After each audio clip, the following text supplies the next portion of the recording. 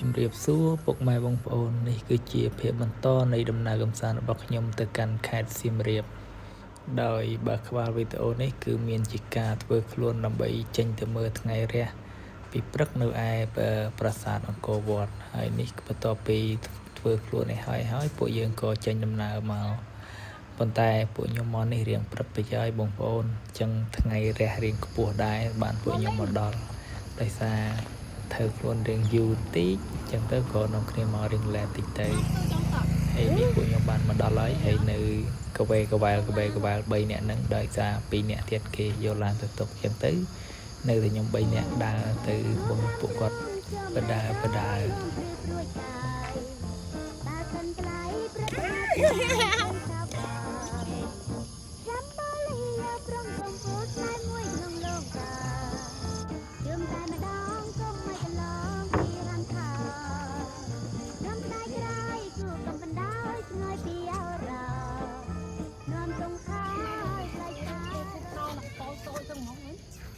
តោគូតវាអញ្ចឹងនេះមិនតោណាសឹងហើយកន្លែងមុននេះមិញគឺផោចាស់10ដោយសារគាត់ឆ្ងល់ថាតោអីគូតងោម៉េះខ្ញុំប្រាប់គាត់ថាសឹងតែធៀបប៉ុណ្ណាហ្នឹងគឺជាសត្វតោឯងបងប្អូនហើយចានិយាយលេងមួយគាត់ទៅអាងទៅគាត់អត់ដឹងហើយប្លង់កន្លែងនេះស្អាតណាស់បងប្អូនថ្ងៃរះមកតិចចឹងហើយយើងឈរថតខាងមុខហ្នឹងតែពិតកន្លែងហ្នឹងខ្ញុំមានរូបស្លឹកមួយស្លឹកពីរស្លឹកដែរស្អាតបងប្អូនគាត់ថាវារៀងងឹតបន្តិចដោយសារកាមេរ៉ាយើងថតទៅវាបច្រាស់ថ្ងៃចាំងមកយើងទៅបាំងពលឺមុខយើងអត់សូវច្បាស់ប៉ុន្តែសម្រាប់ប្លង់នេះហ្នឹងគឺស្អាតមែនទែន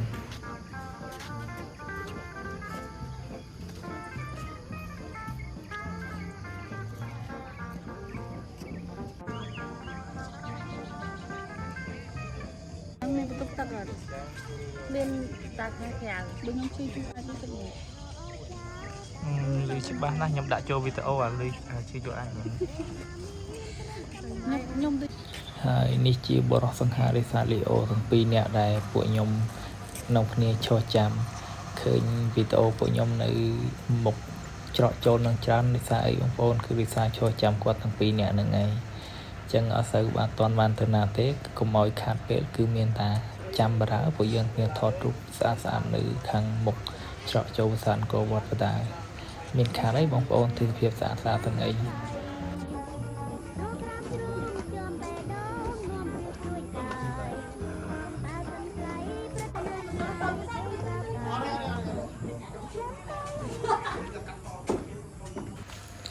ហើយនេះចូលមកដល់ខាងក្នុង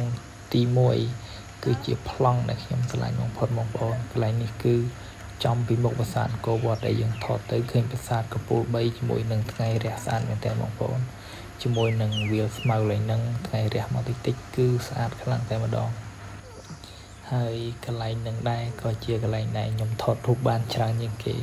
រូបខ្ញុំថតពីច្រើនគឺបានតែកន្លែងហ្នឹងដោយសារឆ្លាញ់ទេសភាពកន្លែងហ្នឹងខ្លាំងមែនតើ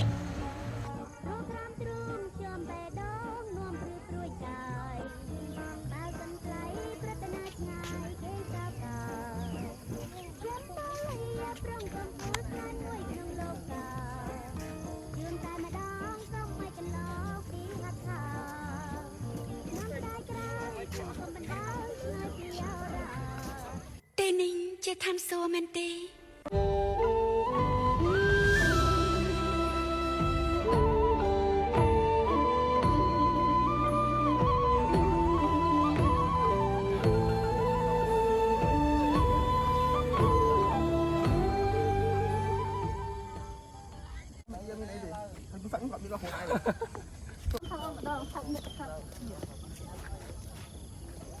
ថតមុំពិសេសម្ដងនេះថតទៅណា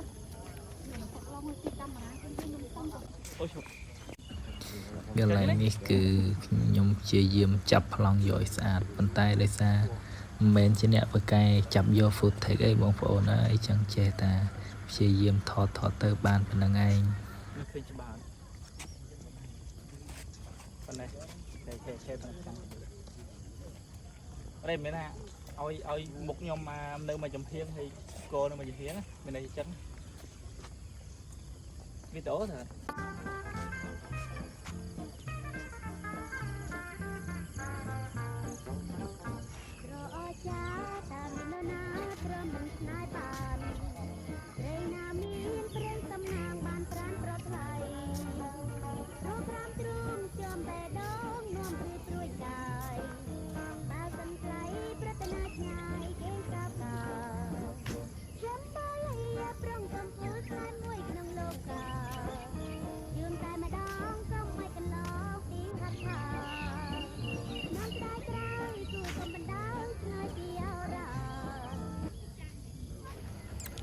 កន្លែងនេះវីដេអូរៀងច្រើនតិចដោយសារ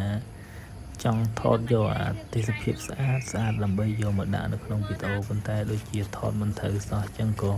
ព្យាយាមថតឡើងនេះបន្តិចថតចេះបន្តិចចុះបន្តិចដើម្បីឲ្យបានវីដេអូយកមកដាក់តែបានធ្វើតែប៉ុណ្ណឹងបងប្អូនអើយព្យាយាមឲ្យ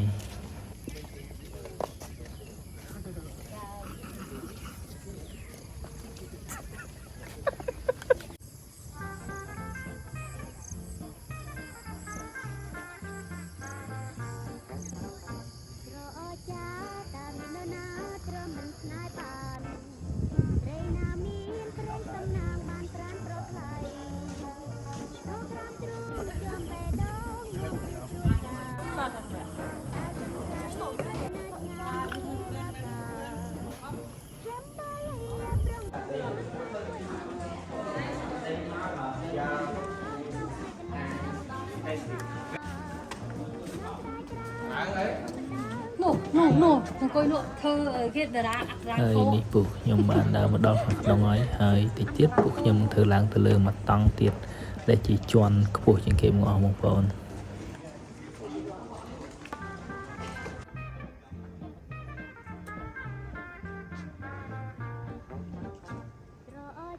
សំបីតាំងអង្គុយក៏ចេះរៀនសង្ហាដែរយល់ជើងបែបអ្នកមានណា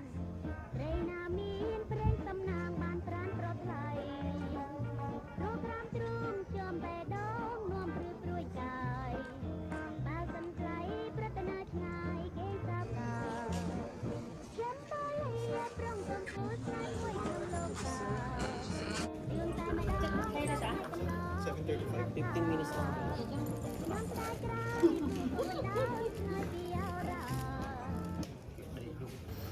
ហើយនេះខ្ញុំបានមកដល់ជាន់ខាងលើមកអស់ហើយអត់បានថតទេបងប្អូនពេលដែលដើរឡើងមកដោយសារកម្មចរារៀងចោតអញ្ចឹងអាឡ័យទៅកាន់ទូរស័ព្ទថតខ្លាចពិបាកឡើងអញ្ចឹងទៅក៏សម្រេចចិត្តថាអត់ថត full take ឲ្យពេលឡើងនឹងមកទៅចាំមកថតនៅលើសរុបយកមក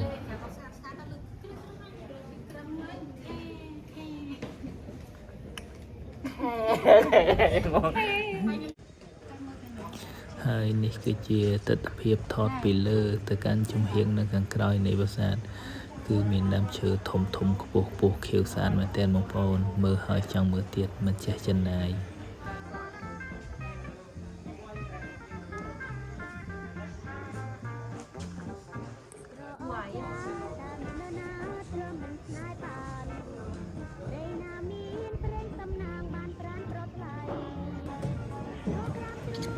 បន្ទាប់ពីមើលហើយថតហើយពួកខ្ញុំក៏ធ្វើដំណើរចុះមកវិញបងប្អូនព្រោះឡើងទៅរៀងយូរដែរអង្គុយទ្រាំបាត់ហត់ថតទិដ្ឋភាពអីហើយក៏ពួកយើងចុះមកដល់ខមវិញ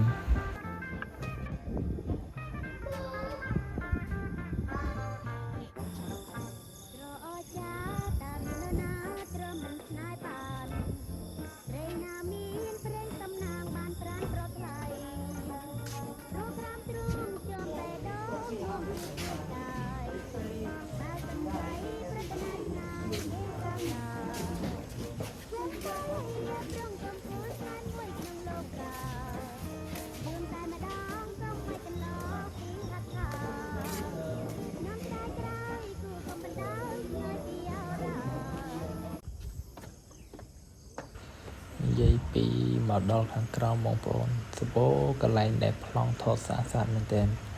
ជាមួយនឹងថតយកកែងជំហៀងនៃប្រាសាទជាមួយនឹងស្មៅខៀវខ្ចីស្អាតលយខ្លាំងមែនទែនបងប្អូនតែស្ដាយដែលខ្ញុំអត់មានអ្នកថតឲ្យគឺថតខ្លួនឯងដោយសារគ្នាខ្ញុំមានម្នាក់នៅលើ 3 អ្នកទៀតនៅខាងក្រោមហើយខ្ញុំនៅកណ្ដាលគេហើយអញ្ចឹងដឹងទៅរកពីណាឲ្យថតហើយអញ្ចឹងវាដើរកាន់កាមេរ៉ាថតខ្លួនឯងអញ្ចឹងចាប់ប្លង់បានតែប៉ុណ្្នឹងបងប្អូនអើយស្ដាយទេសភាពឡើងហ្នឹងនេះបើមានអ្នកអង្គុយនៅវាស្មៅហ្នឹងហើយមានអ្នកថតឲ្យឈរអីអូលយមែនតើឬក៏ឈរថតតែឯងធ្វើមើលទេសភាពហើយមានអ្នកថតពីក្រោយស្អាតណាស់បងប្អូនអើយតែពេលហ្នឹងស្ដាយដែរអត់មានអ្នកថតហើយ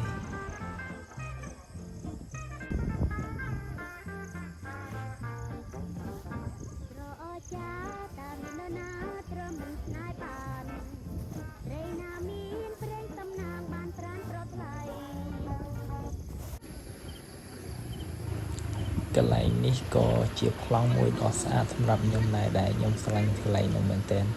បងប្អូនមើលពេលដែលឈរថតកន្លែងហ្នឹងឬក៏អង្គុយថតកន្លែងហ្នឹងចំកែងកន្លែងហ្នឹងគឺអូយអែមមែនតើកន្លែងនេះខ្ញុំថតខ្លួនឯងផងចុះបើមានអ្នកថតឲ្យស្អាតមែនតើស្អាតមែនតើបងប្អូនចំកែងកន្លែងហ្នឹងគឺស្អាតមែនតើសម្រាប់ខ្ញុំហើយកន្លែងគឺជាដើមឈើដែលមានស្លែកាន់ដែលកំពុងតែ trending បងប្អូនស្អាតមែនតើពេលហ្នឹងខ្ញុំថតអត់តន់គេអត់តន់ trending ទេខ្ញុំអត់តន់ដឹងទេប៉ុន្តែពេលថតហើយបានប្រហែលជាមួយខែឃើញគេល្បីដើមឈើហ្នឹងហើយពិតជាស្អាតមែនបងប្អូននៅខែស្អាតមែនបើបងប្អូនបានមើលវីដេអូចាស់របស់ខ្ញុំប្រកាសជាដឹងថាវីដេអូនេះខ្ញុំថតយូរដែរហើយប៉ុន្តែខ្ញុំអត់បានកាត់ចឹងនេះទៅយកមកកាត់បងប្អូនអើយចាយពេលយូរមែនទែនរំបានកាត់វីដេអូបន្តនៅភាសាអត់មានអារម្មណ៍កាត់ទេបងប្អូនតាំងពីយើងមានបញ្ហាមួយប្រទេសជិតខាងហ្នឹងគឺខ្ញុំអត់មានទឹកចិត្តក្នុងការកាត់សោះចឹងបន្ទាប់ពីមើលប្រាសាទអង្គរវត្តអង្គរតូចហ្នឹងហើយពួកខ្ញុំក៏បន្តដំណើរមកមើលប្រាសាទបាយ័នម្ដងមកតង់ទៀតបងប្អូននេះប៉ុន្តែនៅប្រាសាទបាយ័នគេកំពុងតែសាងសង់គេកំពុងតែជួសជុលអញ្ចឹងទៅពួកយើងចូលបានតែត្រឹមហ្នឹងឯងបងប្អូនអត់អាចចូលទៅដល់ក្នុងឯងដោយសារគេបិទច្រកហើយស្ដាយដែរបងប្អូនខ្ញុំចង់ថតយករូបមុខព្រះព្រំដ៏ធំនៅខាងលើហើយវាថាដាក់មុខយើងទល់មុខព្រះព្រំអញ្ចឹងណាប៉ុន្តែចូលអត់បានគេបិទស្ដាយខ្លាំងមែនតើបងប្អូនហើយចឹងបានតែត្រឹមថតឆ្វែលជុំវិញហ្នឹងបងប្អូនដោយសារចូលក្នុងអត់កើតចឹងមានតែថតជុំវិញហ្នឹងថតឲ្យពួកយើងក៏ធ្វើដំណើរបន្តទៅរកកន្លែងមើលភាសាផ្សេងទៀតបងប្អូន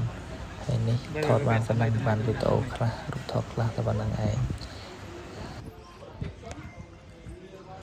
បើបានចុះខាងក្នុងប្រកាសជាមានកន្លែងថតបានស្អាតជាងហ្នឹងប៉ុន្តែនេះធ្វើម៉េចបើបានយើងបាននៅខាងក្រៅតែប៉ុណ្្នឹងឯងបងប្អូនហើយនេះរូបថតដែលខ្ញុំថតបានមានតែប៉ុណ្្នឹងអរគុណបងប្អូនដែលបានតាមដានទស្សនាហើយវីដេអូទី2របស់ខ្ញុំមានតែប៉ុណ្ណឹងសង្ឃឹមថាបងប្អូនរីករាយជាមួយនឹងវីដេអូដែលខ្ញុំបានធ្វើនេះអរគុណជួបគ្នានៅវីដេអូបន្ទាប់